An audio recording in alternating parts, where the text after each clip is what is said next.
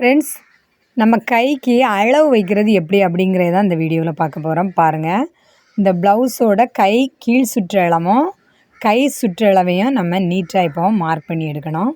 கையோட கீழ்ப்பகுதி எம்மிங் பண்ணக்கூடிய அந்த கீழ் சுற்றளவு பகுதியிலேருந்து ஃபஸ்ட்டில் ஒரு சோடி அடிச்சுக்கலாம். அளவு வைக்காமலே நம்ம ஒரு ஜாயின் பண்ணிக்கிடுவோம். பாருங்கள், 2 கையுமே இந்த மாதிரி ஜாயின் பண்ண பிறகு நம்ம கையோட மொத்த சுற்றளவை 2ஆக பிரித்து அந்த அளவை நம்ம ஆம்கோல் பகுதியில் மார்க் பண்ணி எடுத்து தைச்சா போதும்.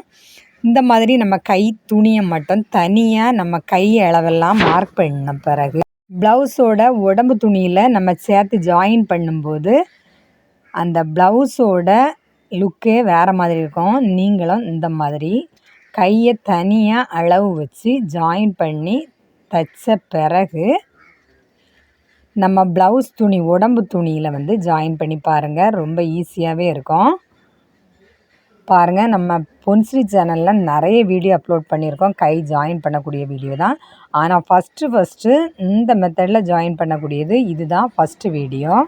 ஃப்ரெண்ட்ஸ், ப்ளவுஸ் உடம்பு துணியோட கைப்பகுதியை நம்ம ஜாயின் பண்ணி தைச்ச பிறகு நம்ம உடம்பு கை அளவு எல்லாமே மார்க் பண்ணி தைச்சி நம்ம ஏற்கனவே நிறைய வீடியோ அப்லோட் பண்ணியிருக்கோம். பாருங்கள், இந்த மாதிரி கீழ் சுற்றளவுக்கு அளவு ப்ளவுஸோட கீழ் சுற்றளவில் இருக்க அளவு பகுதியை நம்ம மார்க் பண்ணி இந்த மாதிரி தைச்சி விடணும். அடுத்தது சுற்றளவு மொத்த சுற்றளவு நம்ம ஆம்கோல் பகுதிக்கு நேர் ஆப்போசிட் பகுதியை வரை நம்ம அளந்து அந்த அளவில் 2ஆக பிரித்து நம்ம இந்த மாதிரி அளவு மார்க் பண்ணி நீட்டாக தைச்சி முடிக்கும்போது பாருங்கள், முன் கைக்குழி பின் கைக்குழி எல்லா அளவுமே கரெக்டாக வந்துடும். ஃப்ரெண்ட்ஸ், நீங்களும் இந்த ஈஸியான மெத்தடில் தைச்ச பிறகு உடம்பு துணியில் ஜாயின் பண்ணி பாருங்கள். நமக்கு அந்த ப்ளவுஸோட லுக்கு எப்படி இருக்குது அப்படிங்கிறத பார்க்க முடியும்.